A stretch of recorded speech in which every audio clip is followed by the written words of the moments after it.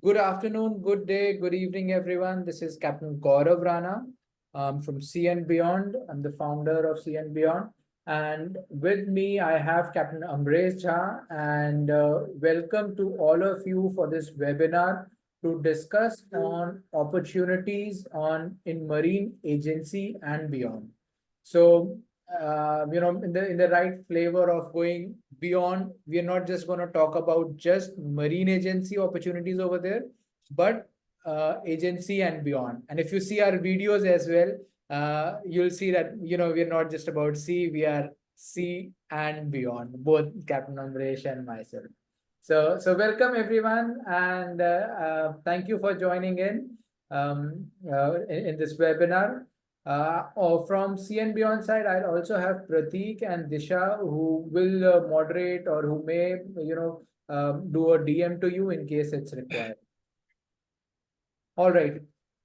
So the question is, why are we doing this webinar and what is it that you could gain from the webinar? So a lot of times when at least I was trying to come ashore, say about 13 years back, a question which I had in mind was, where can I go? How can I go? Is it good for me or not? And what is the long-term prospects? A lot of us face this still, and the answer to our question lies not just in hearing from a friend of a friend of a friend of a friend, but possibly hearing directly from someone who is in the field, who has done that, who is ready to mentor, who is ready to guide. And those are the people who can give you the exact answer, right? And this is where Captain Amresh Jha kindly agreed to come over here on the webinar to provide a perspective directly from a person who has successfully done the transition, reached at a certain level, and who is extremely, extremely keen in giving back to the society, and at least to the maritime fraternity as such. So uh, the reason for this webinar is to increase your awareness, um, help you in getting the right information from the credible sources so that you can evaluate what is best for you and act accordingly, right? Some do's and don'ts. Speaking rights would be given to the host and presenter, so Captain Amresh Jha and myself. You can communicate through the chat window. A lot of times, we have persons who are just coming in with iPhone or some other brand of phone written, so it makes difficult for us to address you guys. So if you could rename yourself, you may submit the questions anytime during the webinar. You can put it in the chat, but we will take them in the end. So if you think there is a burning question which you have right now, maybe it will be answered in the next slide, but if it's not, you can just put it in the chat window and we will share the slides with you later on as well. It's an honor and pride to have you, Captain Amresh Jha, in the webinar. Thank you for joining us. Captain Amresh is one of us. He's been sailing. He's a master mariner, sailed for 15 years, and he's got a broad spectrum of experience, right? So he worked in DG Shipping. He worked in a safety superintendent role in BSM. He worked for Williamson as the country manager, and now he's in Kanoo as the head of India, and he's been there for 5 years. And when I had a word with Captain Amresh about asking him to mentor, guide people about marine agency opportunities over there, he said, "Why only marine agency? Why not the whole spectrum of it?" So there are associated fields where in which a marine agent coordinates, liaises. So wherein there are opportunities for people to enter as well. So why to just restrict only to marine agencies? And hence this presentation, you will see opportunities, or you will hear about opportunities where a mariner can go, or a non-mariner as well, and how can the person go. So that visibility, that awareness is what you will have in this presentation from Captain Amresh. And while I've introduced Captain Amresh to all of you, may I have an introduction from you in terms of the poll, which you should see on your screen. So, what is your rank? What will happen is it will help us to identify the audience. You will know who is what kind of people are attending, and we can probably customize our answers as per that. So, if you could answer. What is your rank on the in the chat window? All right, I've got 85%, and I hope this is a true representation of the other 17% as well, and hence I'm ending the poll and sharing results. So, Captain Amresh and everyone, we've got about 39% who are sailing at an operations level, 35% at top four sailing, 18% who are settled ashore after sailing, and 8% who never went to sea. So this is about the audience to everyone. And I will now stop sharing the presentation, and I will request Captain Amresh to now share your screen. And in the meanwhile, I have one more poll for you before Captain Amresh takes over. And I'll just put that poll on the screen in a second. Okay. So this is the poll for you. How many of you have interacted with the agents? And that's the first question. And the second is, do you know what type of agent you interacted with? Because there are, 4, 5, 6 types of agents. So let us know what you think about this. All right. I've got the poll on the screen. We'll wait for another 10 seconds for everyone to answer. And then we'll just discuss the poll answers, and then over to you, Captain Amresh. Okay, interesting. So we had about 94% of the audience as mariners. And 90% have voted. And let's see the result of the poll.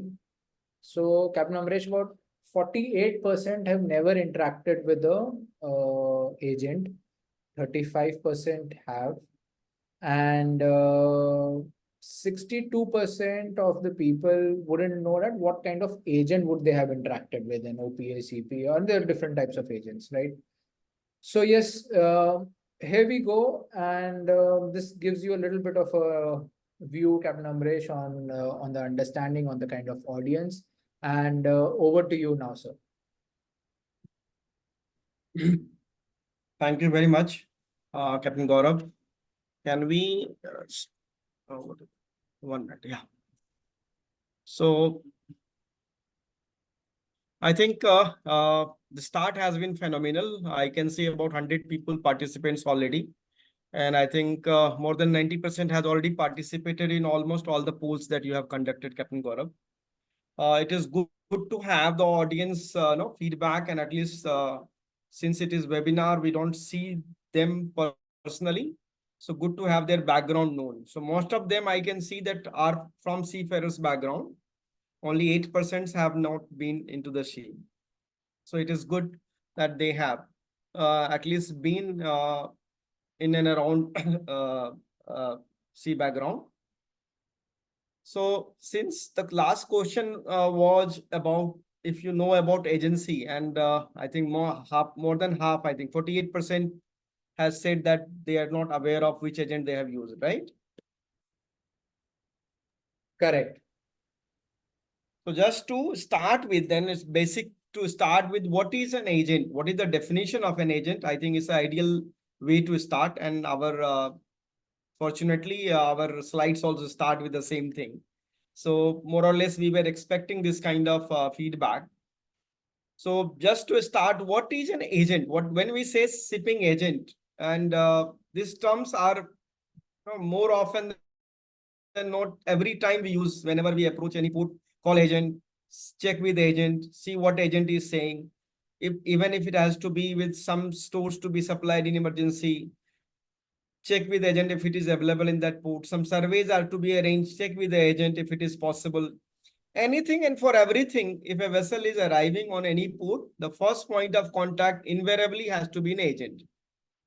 Now, those agents can change. I mean, we can give different names, but in broader prospect, it will be an agent. Whether it is an OPA, CNA, husbandry agent, we can differentiate that later on. But more or less, it will be handled or it will be contacted uh, for that particular job to an agent. What does agent mean is the definition is given in the presentation, and I hope that everybody can see that. Can I have a thumbs up if all of you can see that presentation and definition? Very nice. See it, absolutely, we can see. Very nice.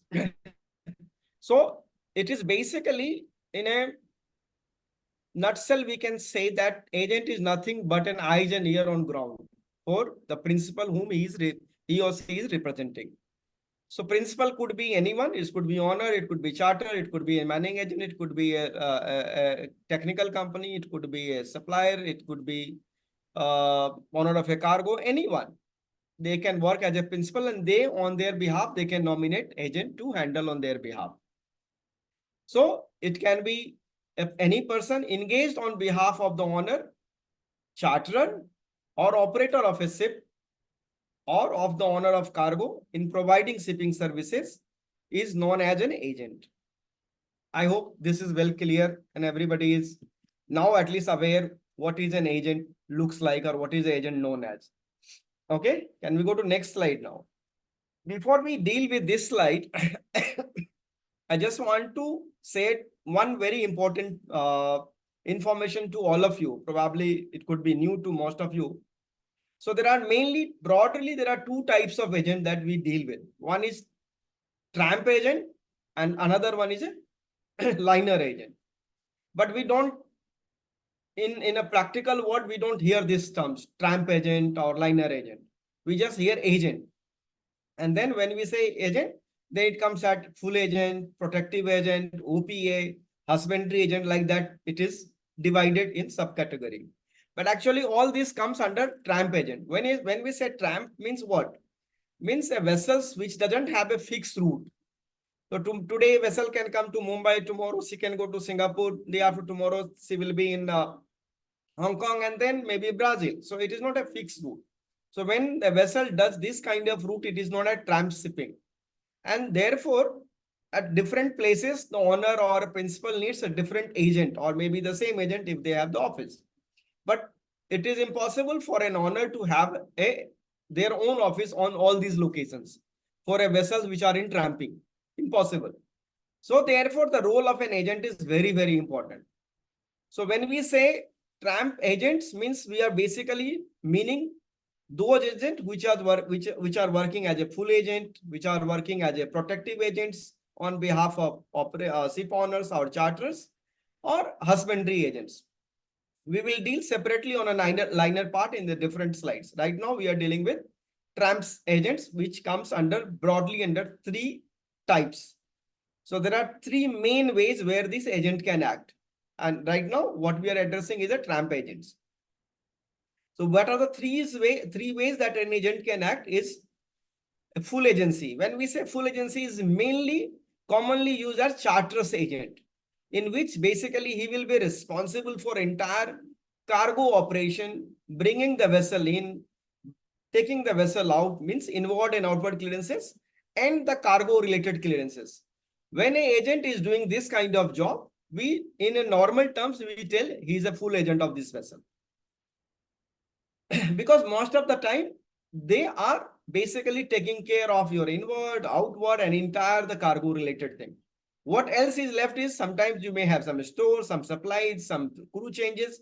So that will be covered under husbandry agencies. Those parts are known as husbandry agencies. Maybe the same agent can also work as husbandry agent, but you may have a separate agent dealing with it. But they will be known as husbandry agent. When we say full agent, means someone who is handling your entire cargo part and the inward and outward clearances of your vessel. Any questions, you may put it in a chat box. Our team will kind of collect those questions and assemble it, and they will put it to us, and then we will reply. And in between, there are agents like protective agents. So whenever there is some kind of confusion, conflict of interest, then the owners or the charters may put their own protective agents, which are known as OPA or a CPA. When we say OPA means owners protective agent. When we say CPA, it could be charters protective agent or a cargo protective agent. So these are the three broader ways in which the agents are working in the entire maritime industry across the globe. Captain Gaurav, anything, any questions, anything? If there, we can take it. No, I think it's understood. Probably we'll take the questions in the end because there might be so many questions will come through. Excellent. So Excellent. Excellent. But it was well understood, this slide. Very good. Now, what we have discussed now, the three broader or three main types how these agents works. I will just briefly take you along the entire flow chain, the entire how it works, how the operation works. The entire flow chain will be explained to you, so that these all three, full agency work, OPA work, CPA work, or husbandry work, is well clear to you. And while we are discussing this point, I will also make sure that you understand that there is an opportunity in each of these flow that we will be discussing. So later on, when we are going to discuss about the career opportunity, so every flow you will see there is some career opportunity, there is some business opportunity. So keep a very vigilant look on when we are explaining these terms, each and every terms that we're going to explain now, because all this can be a great career opportunity in case if you would like to pursue later on after your sailing career or wherever you are and you want to start. So first and foremost for each, either it is a full agency or a OPA or husbandry, is first thing that you have to acknowledge the appointment. So whenever some job is been given to you, you will receive a message from your principal. And then the first and foremost, which is expected from an agent, is that you acknowledge. And when you acknowledge, you must mention which all job has been assigned to you, that you understood those jobs, so that there is no confusion, there is no lack of communication. It should not be misunderstood that owner or principal has appointed you for this and you may not have understood. So please reply back that thank you very much. We have well noted your mail, or whatever way that you have. And every company has their standard mail of reply. So you acknowledge those appointment with whatever standard protocol that a company has. But what I would suggest here that you must mention the job scope that has been assigned to you, so that if there is anything missed out by the principal, they will come back to you. Or if you would like to highlight that these are the jobs which are also available in this port, and if you would like to highlight that to your owner or principal, you may do that. And if they feel that this is something which they can plan here, they can come back to you. But appointment acknowledgement is the first thing that you have to do, irrespective of whatever agency has been assigned to you, whether you are husbandry or a full or a OPA or a CPA. Now, one by one, we will do. First, we will discuss the full agency part, which is the main agent, I would say, wherein you cover everything basically. So you must have to do your inward clearances in advance. So you have to start your cargo, you have to start communication with your principal vessels, and you make sure your port call and cargo pre-planning has been done.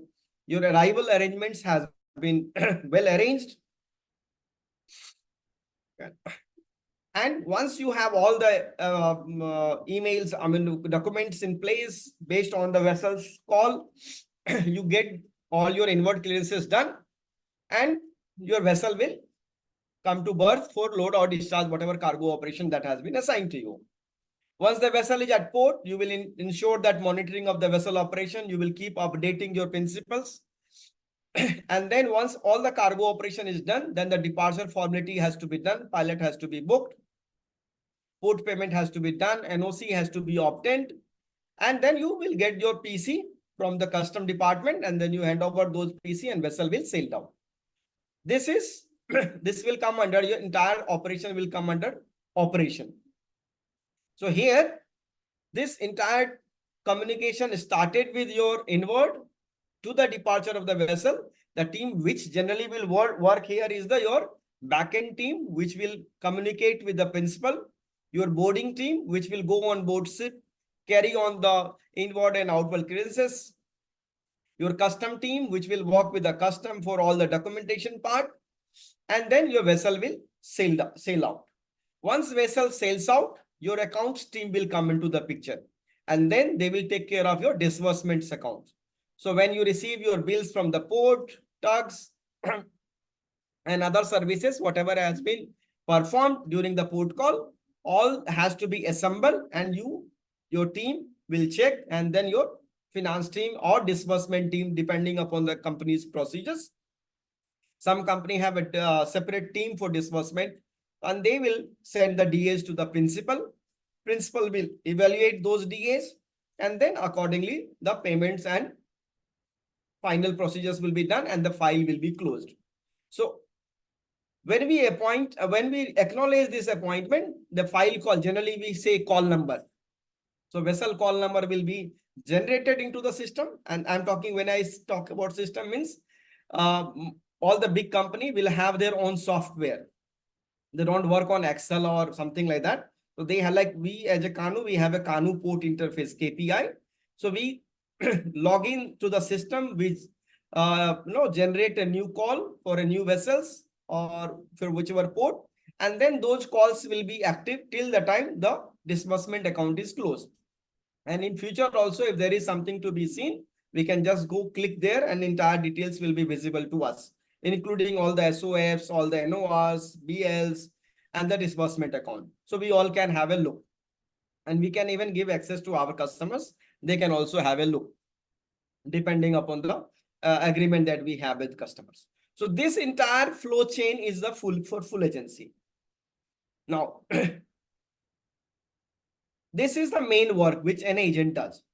Now, there are separate agency work that also comes into picture time to time, such as when you have a full agent, the vessel owner may put their own protective agent. So for charters, let's say full agents are working, but for owners, they may feel that there is some kind of confusion, some kind of complications, some sorts of conflict of interest may arise, and owners needs to have their own agent. So then they appoint OPA, which is known as Owner's Protective Agent.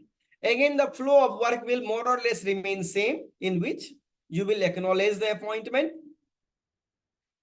You will see how the vessel has been berthed. All the monitoring, you will be closely monitoring, same with the charter's agent.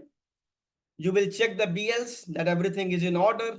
Statement of facts, the timings, everything on behalf of the owner, no delays and no undue delays has been given on owner's account. So you will ensure that monitoring of the operations, whatever the main agent, means full agent has given the DAs, it is as accurate as possible. It is matching with the port tariff, everything. So you will ensure that owner's interests are protected. And once vessel sails out, again, your last closure report will be disbursement account, finally. So again, here also you will have backend team, you will have a operation team, you will have a custom team, and then you will have a disbursement accounts team, or the DA team. Exactly, more or less same procedure for your CPA, cargo protective agent. Here also you will more or less do the same work. You will check your SOF, you will ensure the monitoring apart from your appointment and all, and vessel boarding and all that thing. And you will ensure that whichever party you are protecting, cargo or the charters, you are making sure that it is being protected nicely. And then your job is being done. Now, most of you, since we are sailors, we are seafarers, we must have definitely come across, even if it as a junior level or a senior level, on husbandry role some or other time, or most of the time when you join a vessel. So when you join a vessel, when you sign off a vessel, the agent that you deal, those agents are known as husbandry agents. So every port, when you join, they arrange your transportation, they arrange your hotel arrangements, they make sure that you board on time, or you depart on time, you catch your flight on time.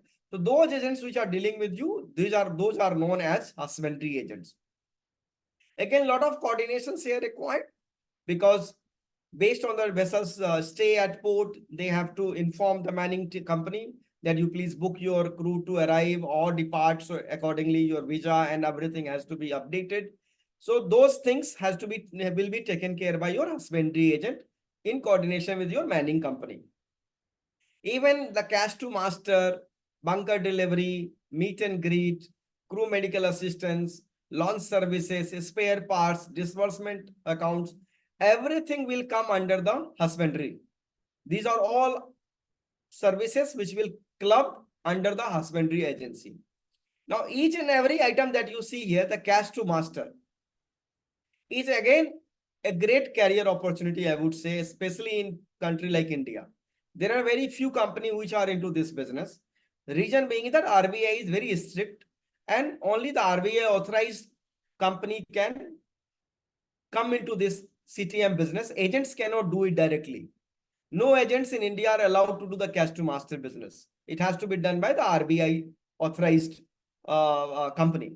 So here you see agent will come into the place. How? Making a port passes, making the car arrangement and all, but it has to be delivered by a RBI authorized agent. So again, there is an opportunity. We'll deal with it in the separate presentation when we are discussing about the career opportunity. Right now, we have discussed how the flow of the operation works in nutshell.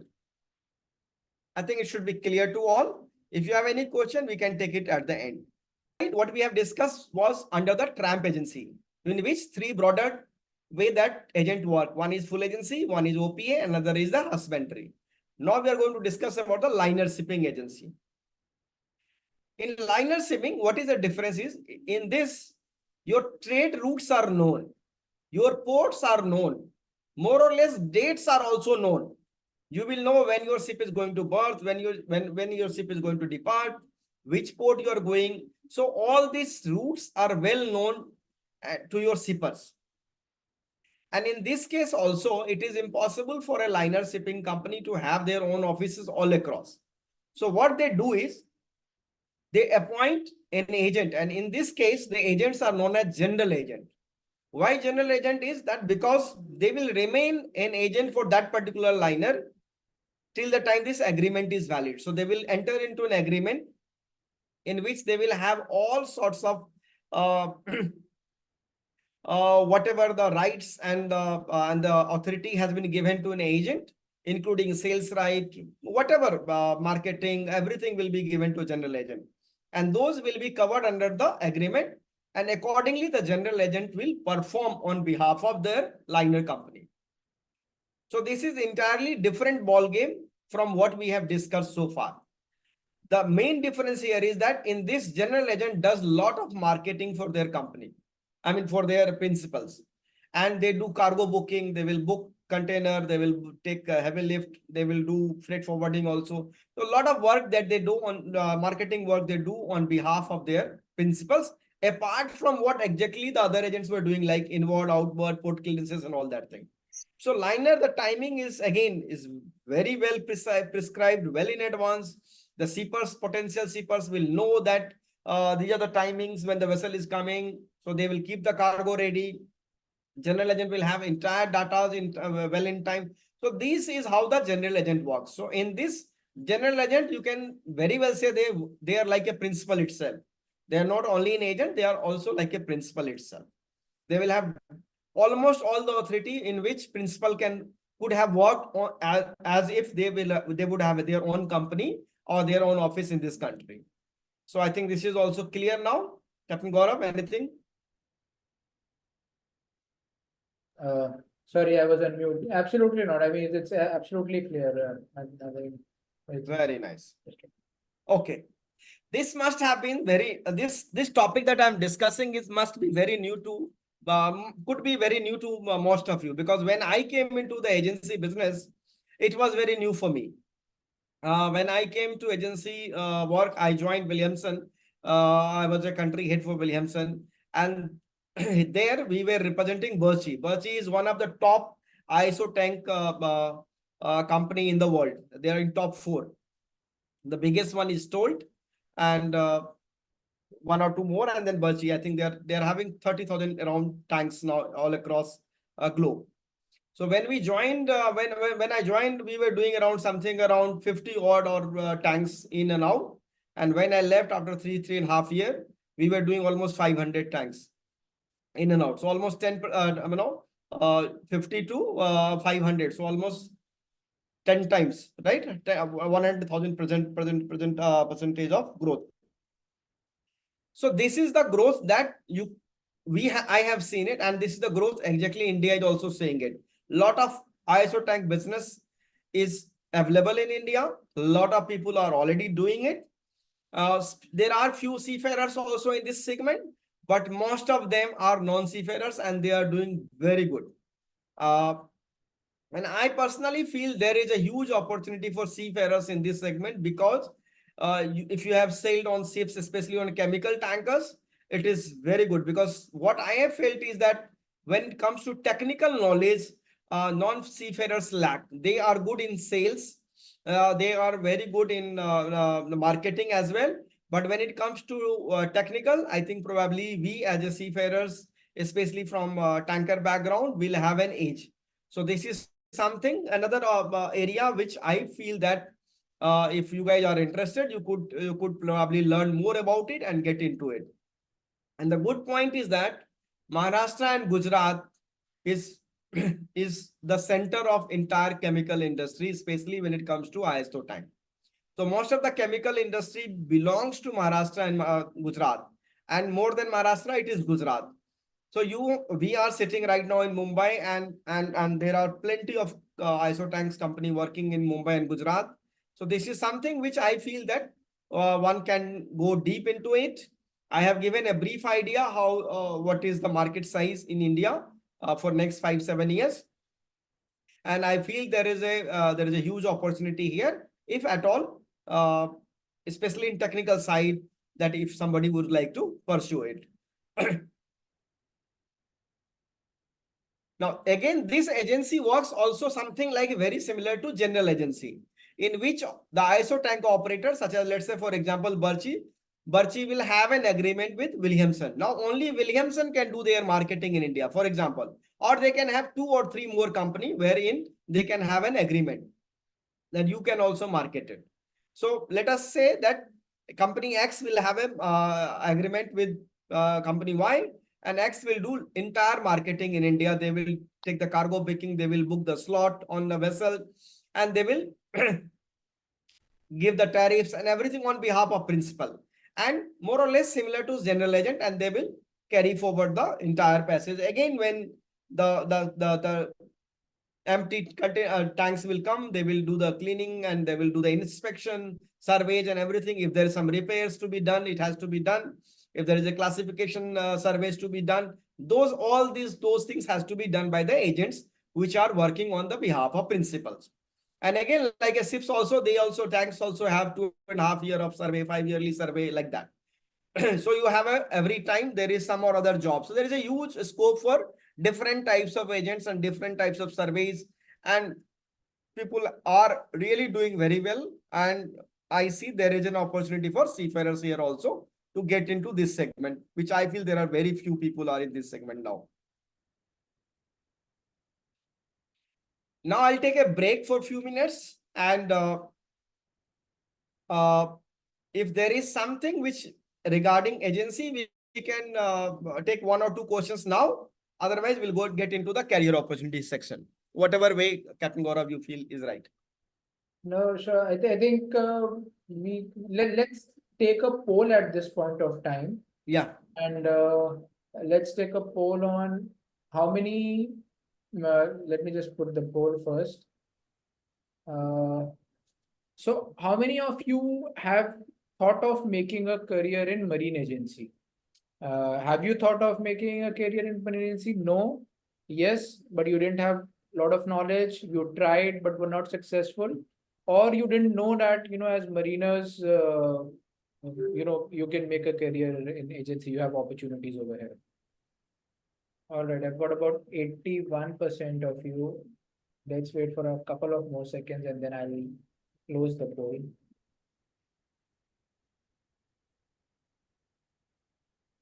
All right, let me share the results now. So, Captain Amresh, 54% of the audience, they did think of making a career in the agency, but had little knowledge. And then 23% were probably not aware that they could make a career into the agency. And then 19% didn't know, they didn't think of making a career. So that's how what the audience thinks.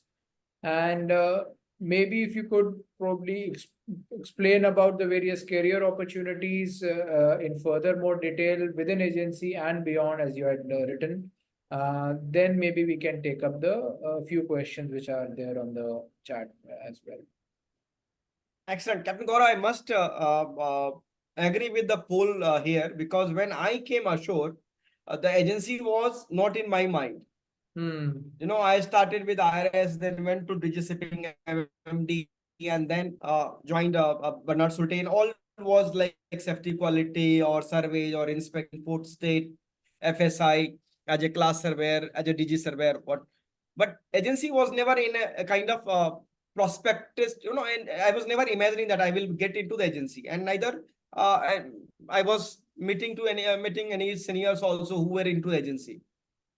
But Hmm. when I was and I think when I came to Mumbai, and when I got an opportunity to meet Williamson directors, and then I came into the agency business, it was, even when I joined agency, I would be very honest that what I was having in understanding about agency, my understanding was not even 10% of what agency is all about when I joined. And I had to keep learning and learning. Even today, I do not think that I know much, but at least by working and learning, I'm trying to improve day and every day.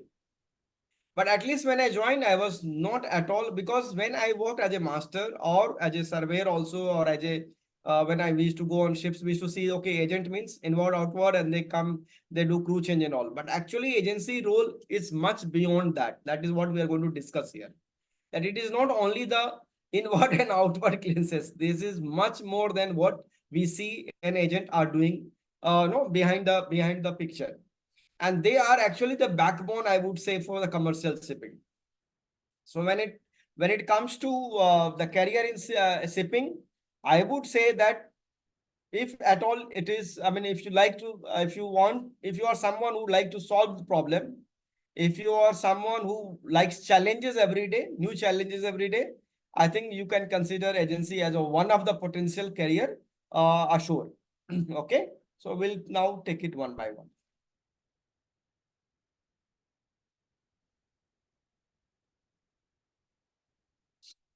Okay. So as Captain Gaurav has mentioned that we will be not discussing only about the agency, we'll be discussing agency and their allied services beyond the agency work. But they are in and out, invariably they are connected with the agency work directly or indirectly. So they can be clubbed in and around agency work. And our goal of this webinar is not only to give you a very silo view of what agency is all about. We are going to give you 360-degree view of the shipping agency and beyond what an agent or the seafarer or non-seafarers, you can plunge into the making the career into this kind of domain. So first and foremost, what I see is that operation department, whether it is in tramp shipping or in liner shipping, is a core thing that an agent does. Operationally, they have to be on the toe to make sure that your arrival and departure happens without any delay and goes as smooth as possible. That is prime of all agent, because that is why you have been appointed by your principal, that whatever job that has been given to you, whether it is for crew sign on sign off, it must be in time. Whether it is for vessel arrival departure, it must be on time. Whether it is for arranging transport for cargo evacuation, it must be on time. Whether it is for stevedoring, it must be on time. So that has to go smoothly and on time. So your operation is one area where I see there's a lot of opportunity in ship agency business. So if you're good in this kind of, you see what kind of knowledge or what kind of strength you have. And if you are someone who can coordinate and manage with various people at one time, I think you are fit to get into the operation department. And operation has got plenty role in both in liner as well as in tramp shipping agency. And not only that, in other sectors also, which we'll be discussing later, under CFS or on port agents, port or department or wherever. So operation is one department where I feel there is a huge opportunity and good opportunity. Then the other next to this, I feel is there is a good opportunities into sales and marketing, because nowadays, earlier what was happening is that you open an office, a vessel coming to that particular port, the owner will see, okay, which are the agent, and one of those agents will get into the business. Now things have changed. Now you must do your marketing very well. And most of those good owner, they prefer to have an agreement in place with a bigger agent, or even if an agent which has got a national presence. So they would like to have an agreement in which it is safer for both, for agent as well as for the owners and principal, because all terms and conditions, prices, everything has been well defined. So they don't have to negotiate everything. And how does that happen? It happens because you have a good sales team, you have good marketing team. So sales and marketing team, now you will find in almost all the good agency house, all the agency company, good agency company, they will have their own sales team. Even in India, if you see, apart from Kanoo, Williamson, JM Baxi, Atlantic, Interocean, GAC, all the big company you will have, they will have a very strong sales and marketing team. And that is why they are prospering and they are all growing very no, rapidly, because they all have a very solid, strong marketing and sales team. And when I say sales and marketing team, not necessarily they will be from seafarers background. They might be from non-seafarers background, but they are doing excellent job because they have learned through their experiences by, and and they all will have probably 15 years, 20 years good experience, and they can talk in and out about agencies. They can talk to you on various ships, even if they have not been as a sailor, but they can speak about LPG, LNG, oil, chemical, everything. So there is a good acumen, good knowledge they have acquired during the course of their job, and they are doing very good for their own company, and all these company are growing it. So there is a good opportunity in sales and marketing. So for seafarers also, if you would like to get into the sales and marketing, not only for agency, I mean, sales and marketing is something which you have to build your qualities. And once you have that, then any product you take and you can do that marketing for those product, such as in there are chemicals company like Unitor is there. You can become a sales head for that chemical company as well, because you have sailed on ships as an engineer or a master, and especially if you have sailed on chemical tankers, of course that will give an advantage.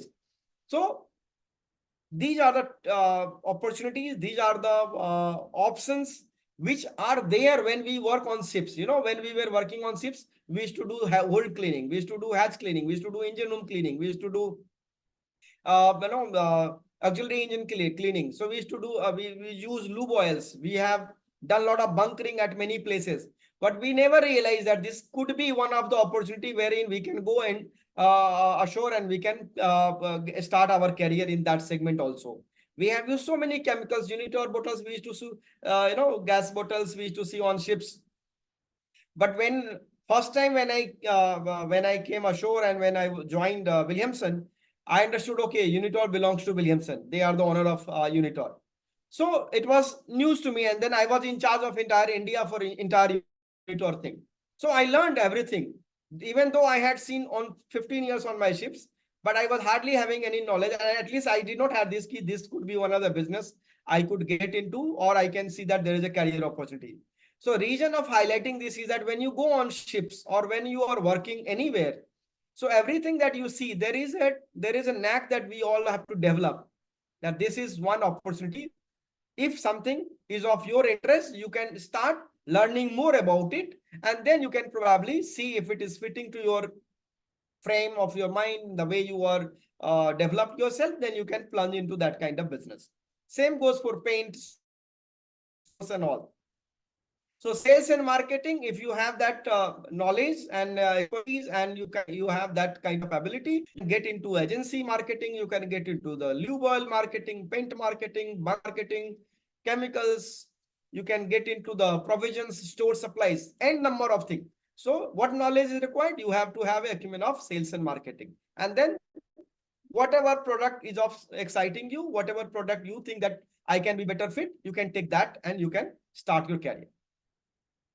If you are someone who has a good knack of finance, accounts, there is a huge opportunity in DA thing, accounting, financing, treasury role. There are plenty of companies which are doing very good. Sorry. Some of them have even being led by the master mariner, chief engineer, seafarers. Most of them are led by non-seafarers. So again, there is an opportunity for seafarers to get into that. When I say non-seafarers, doesn't mean that they are having anything less than us. They are probably better than us. That is why they are leading in almost all the sectors, I would say. Then you must have seen with AI coming in, lot of software technology has even come into the commercial shipping. Recently, many companies have started. Scorpio has recently started. GeoServe, they are doing very good.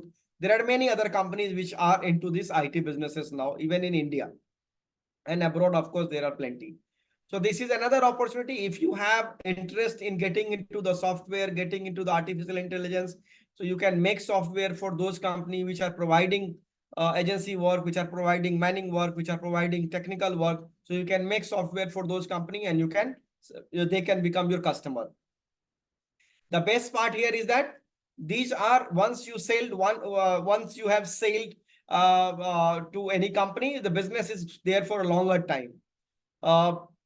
Wherein agency, if you see, I will discuss that part later on also, that agency may, the one drawback that I would like to highlight here is that every call you have to perform. It is not that you have done one vessel, it went everything went well, and next vessel from the same owner and different port, probably you make some mistakes. You can be rest assured that third attempt they are not going to use you. So every time you have to work. But this kind of business, this opportunity that I'm discussing here, accounting, finance, IT, you have some positivity here is that once you get into agreement, once you have finalized the software, once that system is running up and running, you can be rest assured that you only have to give them the backup support. Your business is through. You don't have to perform every time because you have taken care of that in the first goal itself, and it is only the back-end support that is needed. The other opportunity which I will be discussing about is that technical services. So there are many companies in India as well as in abroad are into this kind of services, servicing of LSA, FFA, inspections of technical services going on board, firefighting. So those kind of services are also there, wherein a seafarers has a good chance to get into it. Especially, I would say engineers have a good chance here. Then next is the documentation. Now there are many companies which are only working and checking documents on behalf of their principal, where it comes to BL or issuing BLs, releasing DOs, checking various other documents for the containers or vessels or anything.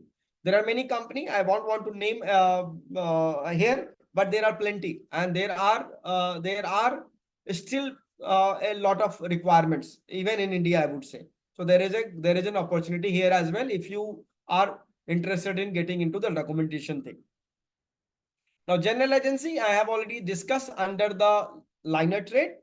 Almost all the big company will have a general agent. Either they will have their own company here or they will have an agent. So you can work on those directions also. You can probably target some new liner company which doesn't have a business in India, and probably that could be your you could be next general agent for them. Then I was discussing under the husbandry role, you see, the CTM role, CTM supplying CTM means custom master, arranging their DAs. So there is another opportunity here. I would say there are companies which work as a hub agent. Like for Kanoo, we have S5 agency house which work as a hub. DA does work as a hub. Diabos for GM Bucks, they are like a hub. So there are many companies which are working as a hub. So this is another opportunity wherein I see there is a career which can be explored here. Then there are other, if you have come from the sailing background and you have worked as a captain or a senior officer, chief officer, or second engineer chief engineer, then you can get into the supercargo, port captain, uh, uh, condition survey, bunker survey, draft survey, inspections. You can have a small team of tally clerk, which can go and do the tally for you, draft survey, arranging draft survey, stowage checking, making sure that lastings are good. You can get into the transportation. So all those sorts, all those work is not that you have not seen when you were on ships. You have seen supercargo coming on ship. You have also seen port captains coming on ships. You have seen a lot of surveyors were on board when we have sailed on ships. So all those peoples are still coming. So there is, that means there is still an opportunity. So we can get into that business if, of course, if it is something which you think is good for you. Now there is a separate the custom work, which is a very tedious kind of work. And for that, there are special agent known as custom house agent. There is a separate exams takes place to become a custom house agent. Not everybody can become. So you need to take a exams for that. And once you are through and you get a CHA license, then there is a huge opportunity again in this sector. I have not seen any much, I think very probably one or two seafarers I have seen who has a seafarers who has a CHA license. Mostly 99.99% non-seafarers has CHA license. But this is something to be explored, I see, because we have a reading habits. You have to read because we have cleared all our exams, second mate, masters, sub class 4, class 2, chief engineers exam. So we have a reading habits. We just have to read little more, get into this, pass the exams, you get your licenses in place, and you can become a custom house agents. And there is a definitely huge potential here. Apart from this, there are other sectors wherein I feel there is opportunity for seafarers, which is port sector, wherein marine, you can get into pilotage job or some other jobs in port. CFS, that is container freight services, warehouses, Concor, railway, logistics, supply chain, warehouses, plenty of opportunity are there. So again, whatever is whatever you feel that it is for you and you have an interest, you can get into and explore more about it, read more about it, become eligible first, and then apply. So you have to become eligible so that when you apply, they feel that you okay, right? You bring some value to the table. You are the right person for this job, and then you can take it. Of course, I'm sure chartering, broking, all this will be known to you, most of you. One thing here I would like to highlight is the heavy lift, which again was very new to me. And heavy lift cargo operation is a very special kind of cargo operation, need a special knowledge. So here we have an edge. When I say we have, means the seafarers have an edge, because we have, if you have worked on those kind of ships, you will be given, you will have an edge and advantage over others who has not worked. So this is something which is something I would like to highlight. Then you can become an expert of whatever you have been doing it. You can become a consultant. You can become a design. If you're good in designing and all, engineering from design background, you can get into that. Underwater inspection, a lot of work keeps coming in, ultra gauging. And then if you have a kind of knack to get into the service industry by owning boat, tug, ships, that is another opportunity in coastal as well as in the other trade. So this is the main business career that I have seen across in my last 10 to 12 years in ship agency businesses. That these are the people whom I think I have interacted, and I see there is an opportunity for seafarers, especially here, which I have not seen. Many of them are there still. Most of the seafarers I have seen are working in technical company, manning company, training company, and chartering and all. But even in trading house, I see a lot of non-seafarers. So there is an opportunity for seafarers here to learn and get into these segments. Yeah, Captain Gaurav. No, I just wanted to take a moment and share that. I mean, we've done a lot of presentations, a lot of experts have come, but this comprehensively describing about not only the opportunities within that particular field, but the associated fields, and telling in so much of detail, I think very few would have done. So thanks for, enhancing the knowledge of all of us.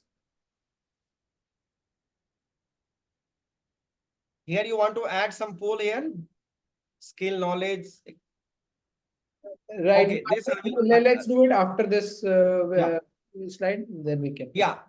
So now we have discussed about the opportunity in agency as well as related sectors. What is something which you should have before you think that this is job something which you should explore?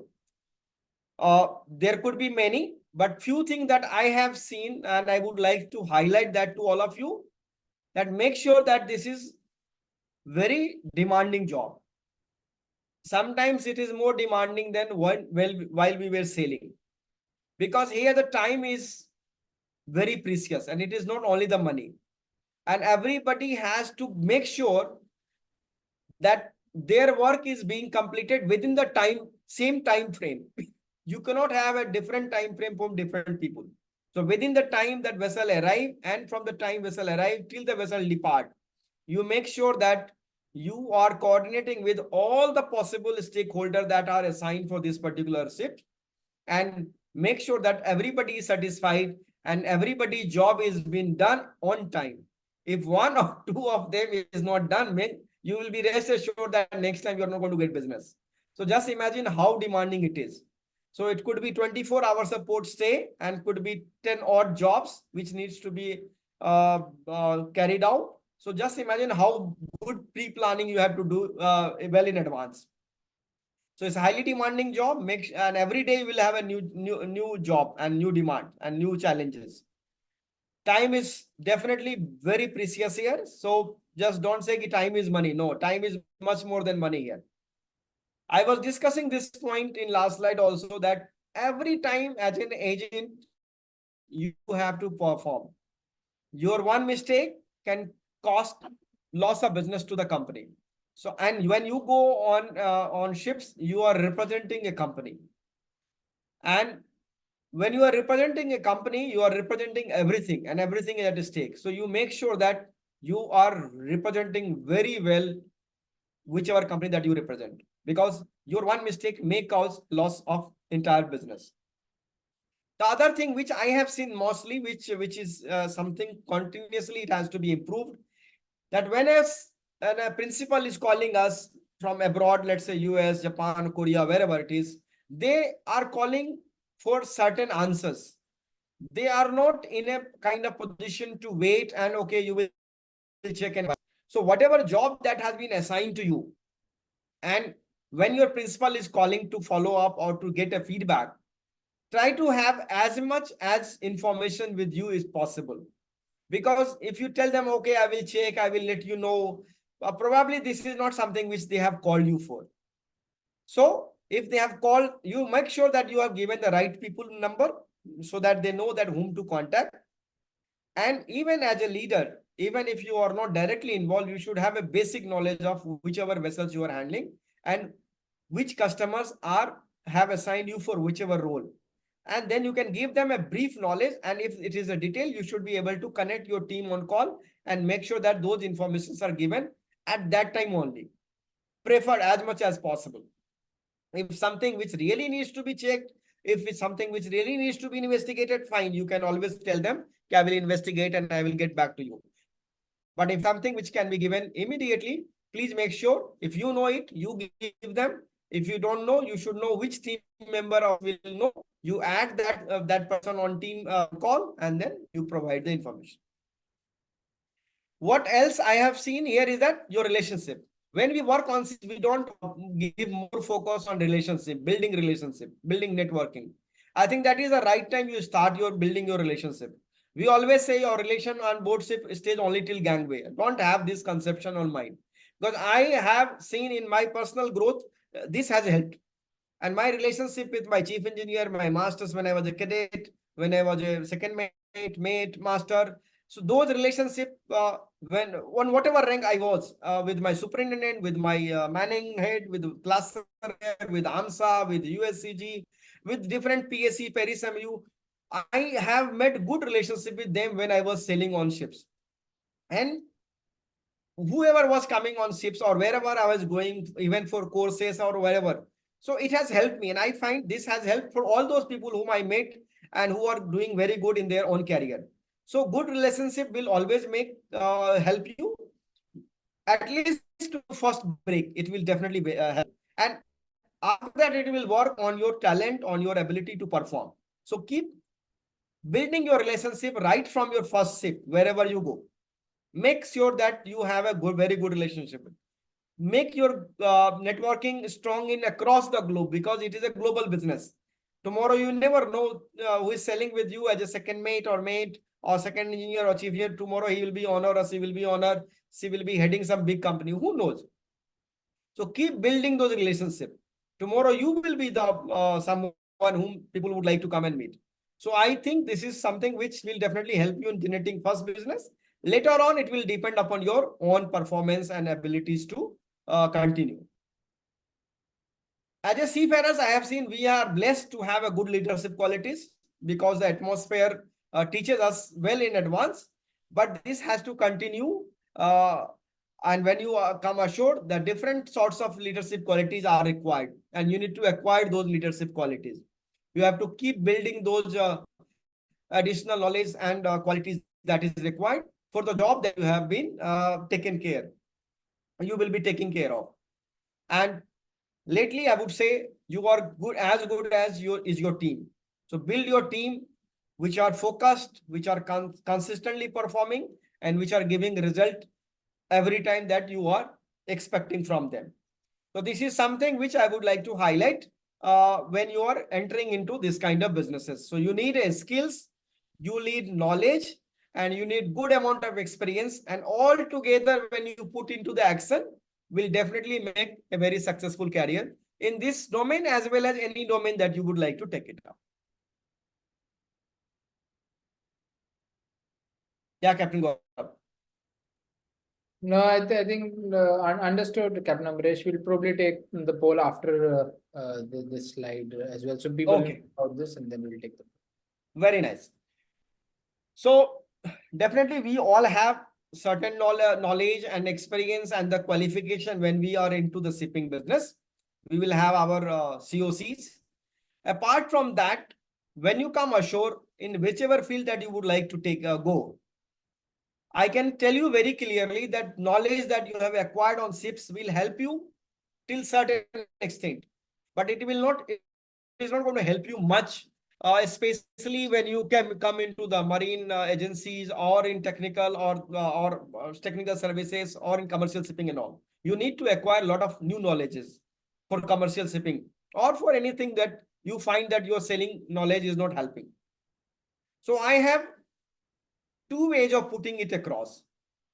We have always been told that you keep sharpening your knife every time that is as and when needed. But I have a different perspective. You must make sure that is your knife really relevant for the trade that you are into. It may require that you need to unlearn that whatever you have learned so far. If that is something which is required, better unlearn and learn a new thing. So instead, see if it is sharpening knife is required, or you have to throw the knife and get a new knowledge, equip with the new and relevant knowledge, what is required for now and for your future career. This is something which I feel as seafarers needs to work upon, because most of the time they are my experience is very rigidity is there. No, I know everything, I have seen this, I have seen that, I have been working like this, it's like that, it worked like that. Please try to see in different perspective. Otherwise, it may hamper your future growth, is what I feel. So you keep unlearning and learn what is required really for your trade that you are in. And how can you do that? You can do by training on a personal as well as professional level. There are certain things which you can learn on your own. There are YouTubes, there are courses, there are online courses, you can do it. There are professional courses which will help you learning better. And that is where I feel C and Beyond comes into the picture, because they have collaborated with many universities and offering various courses especially designed for seafarers. And more details probably Gaurav can give later on. And then Institute of Chartered Shipbrokers, NMIMS is giving, IM is giving, IMEI, CMMI is coming up with the executive MBA program. IMU has got a lot of programs, Indian Maritime University. World Maritime University has got a lot of programs. And I'm sure there are plenty of other other institutions as well. So depending upon your interest, depending upon which career path you would like to take, you can choose one of these one of those interested courses, and you can pursue it. But very important that you must pursue it. You should not be feeling relaxed. Okay, I know this much and I can carry on. No, it doesn't work that way. So on a personal front as well as professional front, you must get into the higher education. It could be MBA, it could be DBA, PhD, or you can get into the specialization of IT, AI, and whatever. I can tell you from experience when I came ashore and become a board member, when I became a director with the company in Williamson as well in Kanoo. The first thing that I kind of when first board meeting, I was very clueless that how to read this balance sheet, how to see the profit and loss, and I had to present that to board of directors. So I took almost 3 months of tuition, I would say, to CA, who were kind of who are expert in explaining you on how to read your balance sheet, how to calculate profit and loss, and various finance for non-financial things that you should know. And then I have done equal amount of time with my CS, who has taught me about the entire company secretarial work, how to prepare board meeting, what kind of drafting is required, what kind of wording is required. So what I'm trying to explain here is that if you think that you have been elevated to a role and you lack on something, don't hesitate to go and seek professional helps. You can take 2-3 months of courses, you can meet them, you can again go back and learn. There is nothing wrong in spending some money in learning all this. You have to and you should, and I have done that and I keep doing it. And I suggest that to my juniors as well as whomever I feel that if they need, probably you are I mean, best investment is that you invest on your own learning. And I think I have already discussed this part, ability to unlearn. You must unlearn what is not required now, because you need to have your space clear. There is some space, you have to keep it for new things. And the another point which has helped me is the mental health. And I am practicing meditation for last 24 years now. I am a meditation trainer. So I work lot on mental health. I conduct a lot of meditation sessions for various companies, corporate. I'm a corporate connect head for Mumbai for Heartfulness Institute, which I represent. So I conduct a lot of sessions for various corporate, including IT companies and all. So the entire message that I would like to give, that entire mental health or whatever meditation or whatever, what sorts of practices that you do, balance and moderation is the key. So everything, the bottom line is that balance and moderation. So whatever you do it in balance and moderation, you will be fine.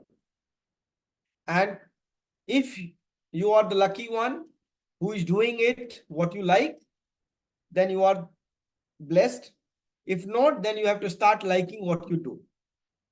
Otherwise, you will be always in mess. So if you are doing it, something which you have always been liking for, very good, continue to do it. But if you are doing it and not liking it, is not an ideal situation. You must start liking it, what you do. So what you like, do what you like, and like what you do is my last message to all of you.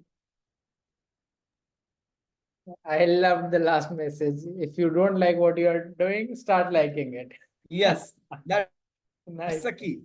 Yeah. Nice one. Nice one. Right. Let's take one poll on which is related to Captain Amresh last slide, which is, are you looking to upskill yourself? And if so, which area are you looking to upskill? So just for all of you to know, CN Beyond has partnered to about 40 odd colleges in Europe, Canada, Australia, in various countries and within Europe, UK, France, Cyprus, Greece, Netherlands, wherein we have a lot of maritime focused courses, maritime law, maritime economics, ship management, port, supply chain, logistics, and which can propel your career to another level. And and a lot of superintendents are doing these courses for distance learning.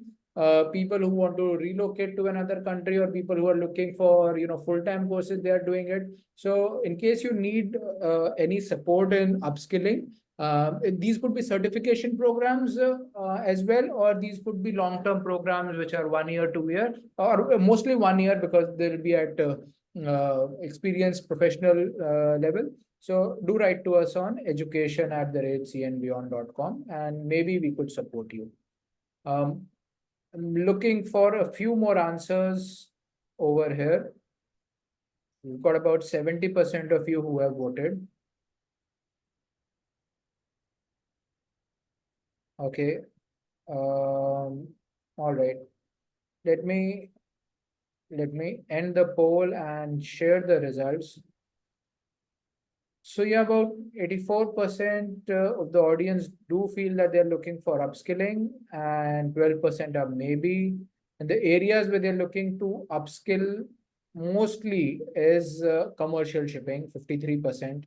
Then comes ship management, then comes supply chain, and then MBA, and not in shipping. So rightly so, in my view, if you want to stay in shipping, MBA may not be the best option for you. But yes, I think I've stopped sharing the results, and if you're okay, Captain Amresh, we can start taking the question and answers. Yes, yes, please, please. And I agree that most of the people are still interested in commercial shipping, Right. which agency is one of them. So it's good, good. Correct, correct. You may stop sharing the slide as well so that we can see your full face.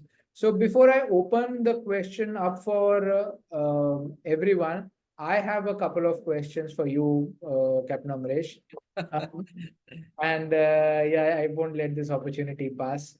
So I think this question is to do with the um, your experience in terms of when you interview people, right? You hire people, you may be interviewing mariners, non-mariners. So what are the key parameters on which you evaluate a person, right? First of all, maybe shortlist for interview, right? You may get 10 applications, maybe more, of course. So you maybe just take interview of 2 or 3 persons. So what basis do you take interview of these 3 persons, and then you have to select one? And what are the basis on which you would select that one person? Okay. It can vary from person to person. I will just share my perspective, what I see basically during the selection of the CVs, and then of course when I do face-to-face interview. Of course, selection of CVs happens through HR, and they have the objectives and criteria mix and match, and then they give us a shortlisted candidate. And out of this shortlisted candidate, our team will first make an attempt, talk, and discuss. And based on that, then another shortlisted, and that will come for the round of kind of interview. You said 2 to 3 people will come finally to me. So first thing that I would like to see is that how comfortable he is on to that he is planning to come, whether it is for the first time or whether he is changing from somewhere. I mean, there will be only two type candidate you will be interviewing. One is someone who is coming for the first time, a show, or someone who is already working somewhere and he is moving to your company. So I would say 50% of mine will go somewhere here. That why would you like to join this company or this role? What is so big about it? And if he's satisfied, if I am satisfied with this, if he's convinced me, and if he's convinced that why he's doing it, then more or less I think I am okay with to take ahead and ask the next question about the job related. And most importantly, I ask them what sort of challenges that you have faced doing whatever job that you have done. Not necessarily that it has to be the same job that he's coming for, but he must have done something. And what were their biggest failure, I would say. Because most of the people, we are always highlighting, I have done this, I have done this, that. But actually, it is a failure which has taught us more than the success. So if he is comfortable dealing with that kind of failure, saying and then of course what kind of measures he has taken, and in future whether he has encountered such repetition or if he has done something exceptionally well to make sure that those kind of repeated mistake has not happened, then those are kind of giving us a kind of leadership thing that we are looking forward to having in our team.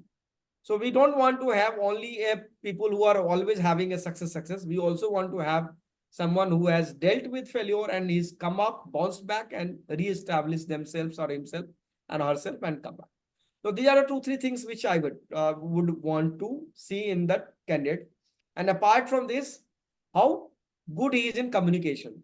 When I say communication, means not is that he will be very fluent in English or writing and all.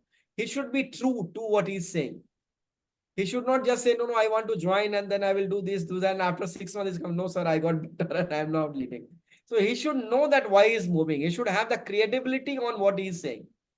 So say what you mean and mean what you say is what I generally tell to my team as well as to the people who are coming. That if you really mean what you are saying is, you are welcome. And if you are just saying and you are not meaning, then it is not something you would like to continue. So these are a few things which I think I generally see to it.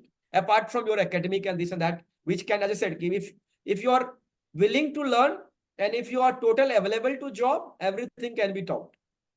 Yeah, absolutely. I totally agree. If I may add on the communication part, a lot of times, and as you rightly said, many people feel good communication skills is about speaking a language very fluently, right?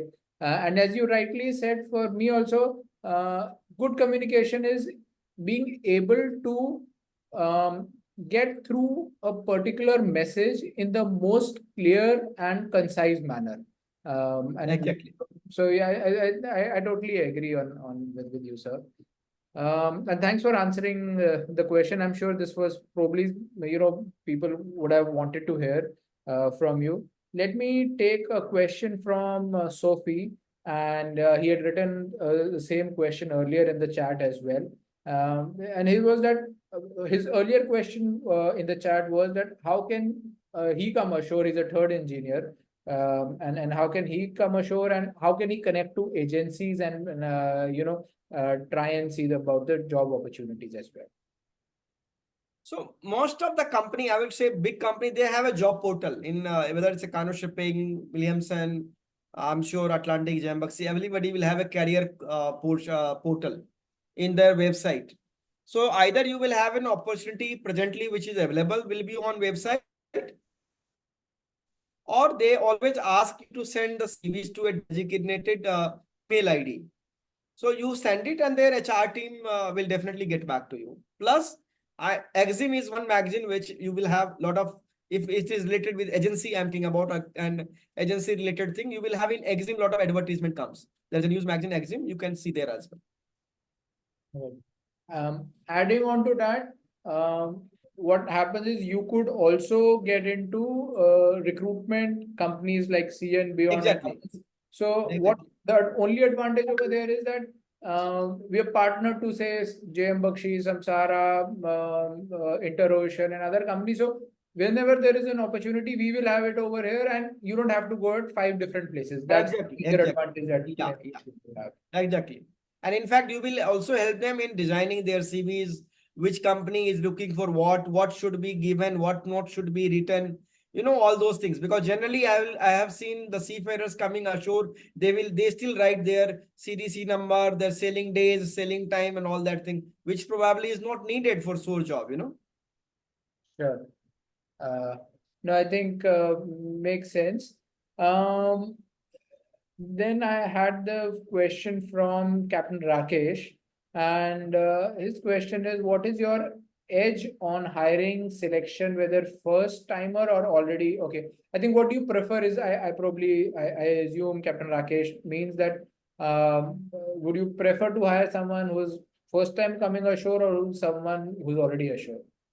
It will depend upon the job that you are looking. I mean, the job that has been advertised. If that job is open for fresher, we definitely will write down fresher can also apply.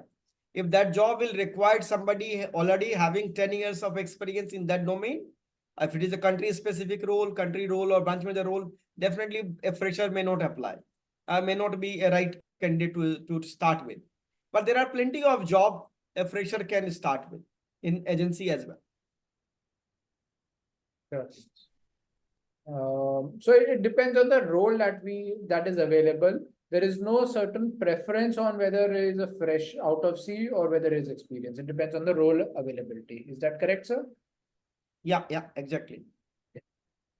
Question from Captain Mystery. He's 48 years old, and he's asking, is there any age limit to make the switch ashore? There is no age limit, sir. You can come anytime. Right. Early is better, I would say, but then there is no age limit. Correct. Correct. We've got two questions, and they are related to ISO tank containers. Subharao and Asa. Okay, Subharao wants to invest into owning ISO tank containers. Maybe if you could tell about that first. Yeah, so there are companies which you can no, they're manufacturing lot of nowadays lot of ISO tanks comes from China. They are leading ISO tank makers. You can get into them through them, or you can buy second-hand ISO tanks are also available in market. More details, I'll share my numbers. They can contact us. We can help them. Okay. All right. So either you could write to us on education and we can Yeah. share Captain Amresh contact details. Or Captain Amresh will give his email ID and maybe you can write to him, Mr. Rao. Asa, question is, can you please advise how to get in ISO tank container market? So essentially, you show the growth path over there. You show it's how the growth happens. So how can a person, what are the skills probably they can gain on, and how can they enter into that industry?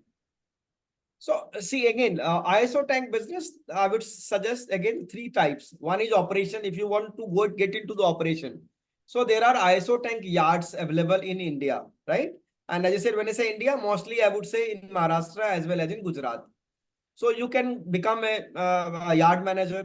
You can get into the yard operations, wherein a different company will stock their ISO tanks in that particular yard, and then they will get into the there will be cleaning. They will do the cleaning. There will be some small spare repair works. Will do some gasket thing, and a lot of repairs and all that thing will keep happening on that yard. And a yard usually takes around, you can have about 1,000 tanks, have 2,000 tanks, depending upon which sorts of yard that you are working with. There are some yard that I would like to mention. Zodiac is doing. Samsara has a very good yard called Zodiac. It is near the JNPT ke baad mein hai. Then there are many. I mean, Bay Area is there. You have DBC is there. So there are plenty of yards. So you can get into the operation. That is one job. Mostly, I would say you will be very good in operation club with the technical knowledge, which this is where I feel there is a lack of expertise. There are few, or I would say very few technical experts available in ISO tank. So if you are preferably from engineering background, and if you have kind of no hunger to learn about ISO tanks, I would suggest you get into the operation and technical. If you are from deck side, I would say you get into the marketing, sales and marketing. That is operation and sales and marketing. So that is something which will give an edge. So my two suggestion, if you're an engineering background, operation and technical, deck side, operation sales.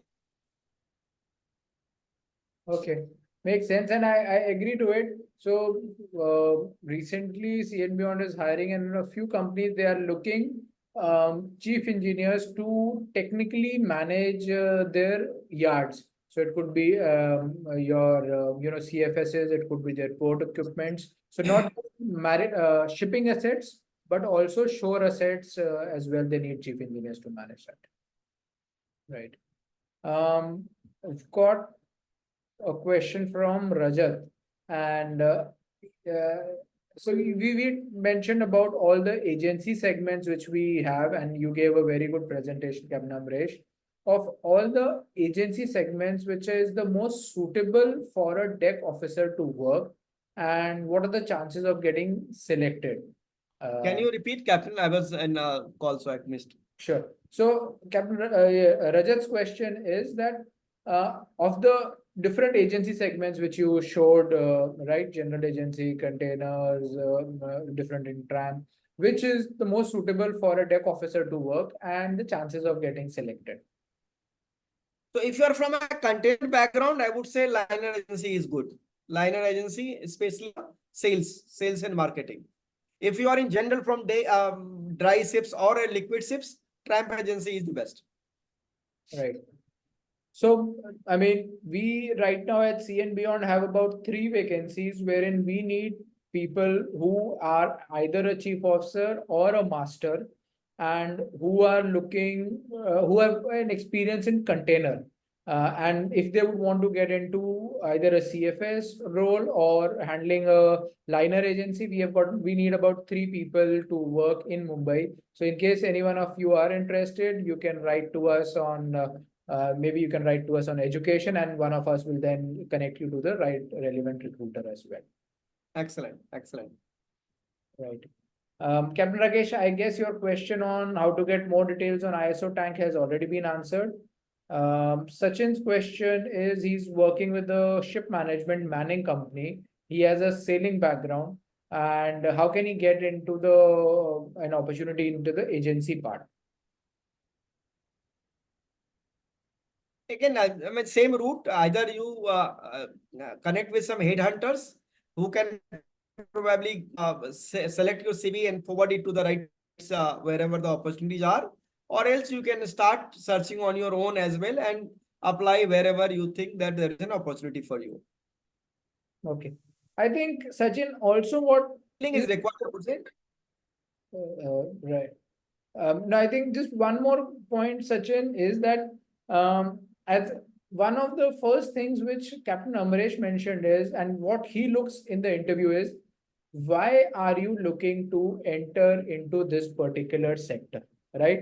Now, this is where a person typically is not able to pass through.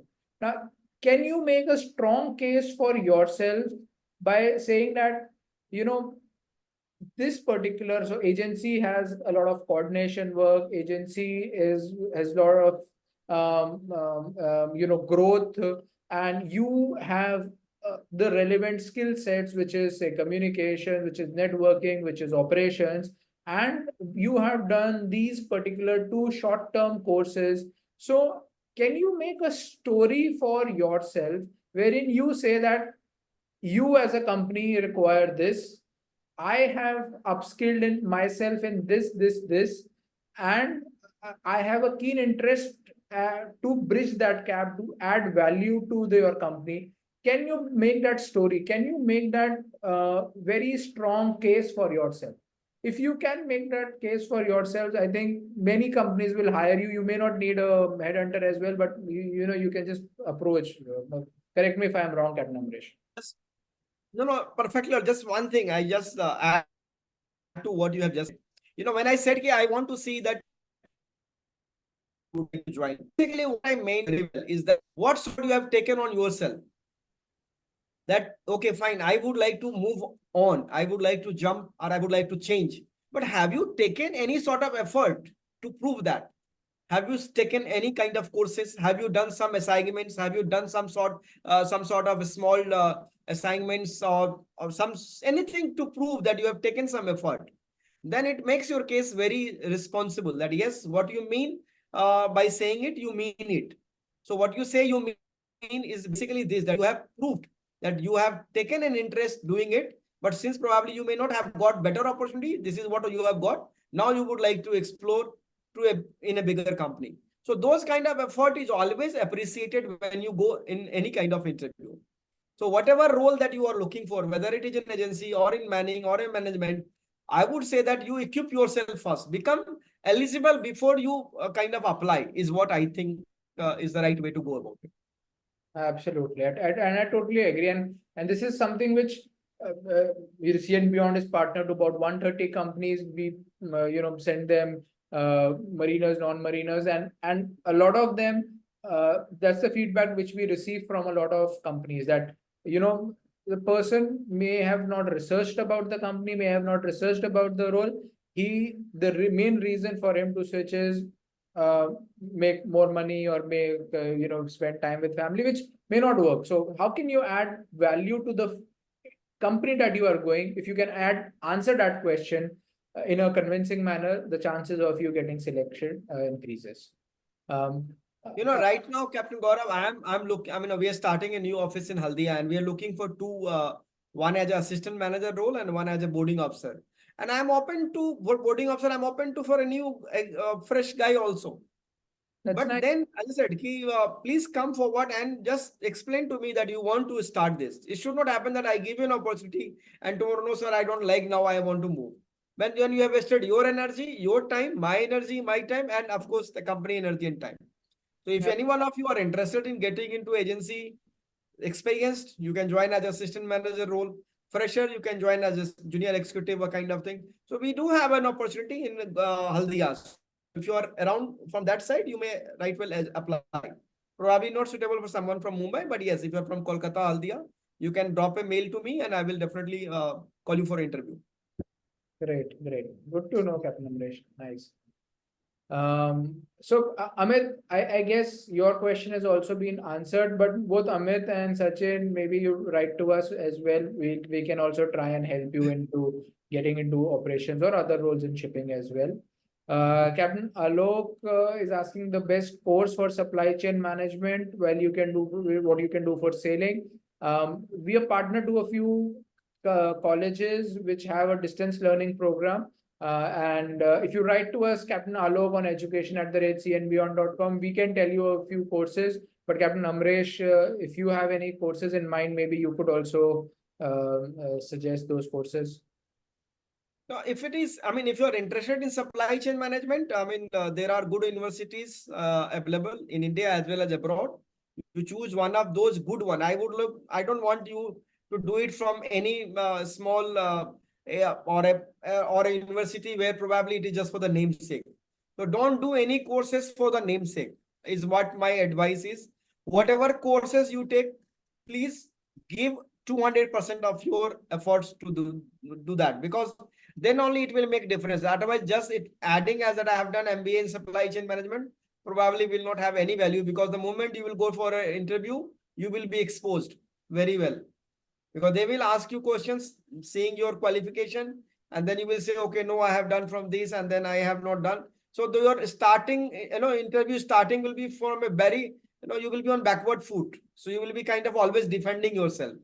So even a small course, don't do 2 years course, 3 years course, or 1 year. Start a small assignment, take a small unit, see if it is something which you are really looking into it, and then get into 1 year or 2 year, a bigger course. Don't start big and then later on you don't have interest and you are just passing time. Since you have paid, you are applying for exams like that. So my suggestion is that try small and then make them as a bigger, you slice it and then probably you can grow and make it as a step to move forward or move upward. Right, right. No, I agree. And one of the things which I advise is that there are many free courses available on Udemy, Coursera, such kind of platform. So, for example, Captain Amresh said about finance, about IT. So, on YouTube also. So, do maybe a 6-hour course into finance, into tech. Once you do that, what happens is you will understand whether you are enjoying it or not, right? Once you Exactly. feel that you are enjoying it, then get a paid one, right? And then you'll also do a lot of research and you will understand that within finance, this is the particular sector which you are looking at, or within tech, you're looking at this particular technology. There are 100 different technologies which you could look at as well. So that's essentially what I would suggest to you. Let's see the last question right now. We've got a couple of direct messages as well. From Ishan is the career aspect for a trainee marine engineer with very less experience. What are the career aspects, if you may highlight? No, there are plenty. Again, if you are coming into agency, then you can get into agency role. You can get into supplies. Ship spares, ships technical department. You can get. There are technical management company which hire as a technical officer, assistant technical officer, which basically work as an assistant to a technical superintendent. So you can get into that job as well. Okay, understand. Let me ask you one final question, which is, a couple of people have messaged me directly. Could be the starting salary for a mariner? And you may, if you feel like answering, you may not take reference from Kanoo, but from industry standard, what do you feel a person? When you say Captain Gaurav, mariners means what? Should I consider as a management level officer or operation level officer? I think if you can give a view about both, one at an operations level and one at a management level. So someone see industry generally. I say I will just take what industry in India is right now paying. If you are in a branch level, in a manager role, branch manager role, you can go get into something like 1 to 1.5 lakhs per month in a branch, small, probably one branch kind of thing. I'm saying. Country role will be different. If you are in operation level, you are just third engineer or second officer getting, and you would like to start your career in agency, probably you can get into 75,000 rupees per month, like that. Depending again upon the company, but this is something which I feel in standard it will go. But then as you grow, it will be at par with any other industry like you have, whether it is manning head or technical head, or same way I'm sure the big companies, CEOs and directors will have a very good salary. So yes, it is for the start. Right. So the main point that I would like to highlight over here for everyone is that in industry like agency, ports, pilotage, the starting salary is very less if you compare it to a core ship management role, which is say a technical superintendent, marine superintendent, QHSC. But the rate of growth in these sectors is much higher than that of a in ship management. So in 5 years time, probably even if you start low, you will be at the same level. In 8 years time, you will be higher, much higher than what your contemporaries would have started there. But the key over here is to have that vision, to have that persistence, to have that patience of staying put, adding value, and then growing. Correct, sir? Yeah, one more thing I want to add here, Captain Gaurav, that see, when in technical management, you are basically, your competitor is everybody chief engineer. You are also chief engineer, everybody others are also chief engineer. So you are competing with them. Right.